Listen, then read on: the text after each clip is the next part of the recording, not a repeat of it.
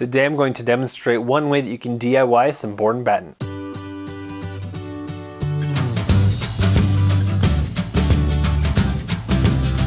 What's going on? Welcome to today's video. My name's Colton, and today I will be demonstrating one way that you can achieve that board and batten look without spending that much money. So I will caveat straight up that this is not a genuine board and batten video. This is more of a batten video. So I guess you could call this a hack, but I'm still able to achieve that board and batten look. And I keep saying batten, funny, because I live in Utah and I would normally just say board and batten, no T's, just kind of swallow it. It's all like right here. And also keep in mind that I actually go ahead and I paint at the end of this video. If you are going to take the approach that I'm going to demonstrate, I would highly recommend using a primer first, because the mud and texture absorbs paint differently if it wasn't a primer. So you want to get a good base on there to then apply your paint. The tools that I use for this video will all be down below in the description. And the time that it took me to complete this project was probably a weekend. But if you're able to dedicate a whole bunch of time and just pump it all out, you could probably get this done in a couple days. So let's get started. Identify your space where you want to install your board and batten. This specifically will be in a half bath, so I removed all the decor, trash can, plunger, little scrubby thing, anything on the vanity, the towel holder, and even the toilet paper holder as well. You essentially want to get rid of everything that's going to get in the way, because not only is everything going to get dusty and potentially even dirty, all of the vertical pieces or the battens, you may not know 100% where they're going to line up. I would also highly recommend removing any outlet or light switch covers, because those can be modified later. Also make sure if there are any wall anchors for any of your current hardware, if you're doing a bathroom, is also removed. These can leave some gnarly holes, so you will need to patch these with mud. So to do that, I just made the hole a little bit bigger to make it easier to mud later.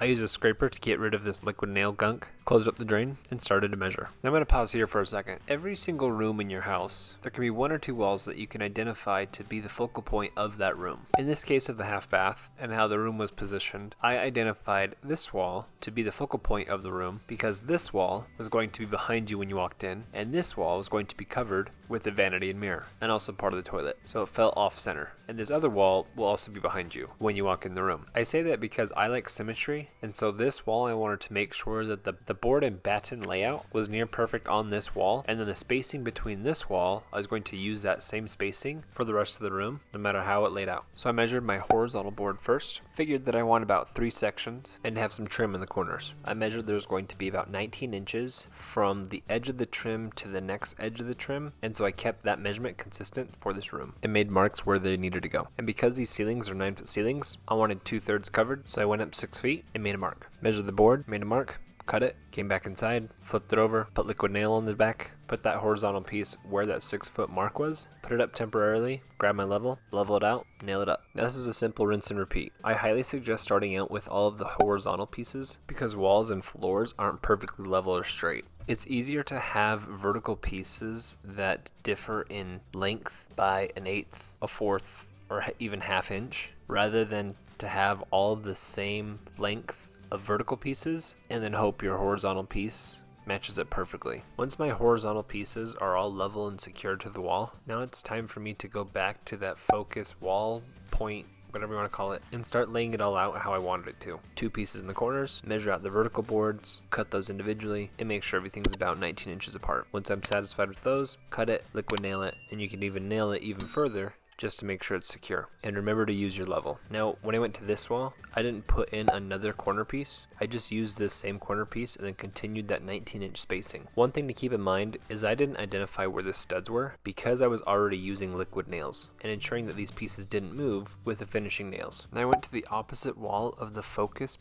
wall, laid out the exact same measurements, because again I like symmetry, and actually worked out perfect because I didn't have to make any special cuts around any outlets or light switches. And I continued this spacing for the wall that has a toilet and the vanity, and you'll see here these 2 boards actually lined up perfectly with the vanity, with even spacing on both sides of it. And you'll notice because I maintained that 19-inch spacing and planned around that focus wall, there's this little section here that doesn't have that spacing, and that's okay. Now I want to caveat, I didn't do a traditional board and batten where you put down boards, nail those up, and then the batten or the trim, and then put those up. I played it more on the cost-effective route, and my walls were already textured, so I actually just took mud and filled in the texture to make it really smooth. Essentially, I turned a skip trowel wall and turned it into a smooth wall. Fill any of your nail holes or other holes made by any other hardware and any other uneven spaces like I had here because the thickness of the trims were different. Let all this dry. You can choose to cover up your hardware and toilet if you want. In preparation for sanding, sand everything down. It's gonna get dusty. Then I lightly took a wet rag and wiped everything down. I didn't want to wipe too hard because this would strip away the mud that I filled in for the skip trowel. I then caulked any of the edges, vacuumed up any of the dust that I left, especially after it all settled. Now here's an example of what I did. Because the trim pieces were different, I actually took enough mud to create a little ramp, so when it's finished, these vertical pieces actually look like they blended into the horizontal pieces, and it was designed to be that way. Next, I took painter's tape and taped everything off that I didn't want painted, knowing that all of this was going to be one color. Started painting, let it dry, did another coat, took off the tape before the paint dried, and now you're done.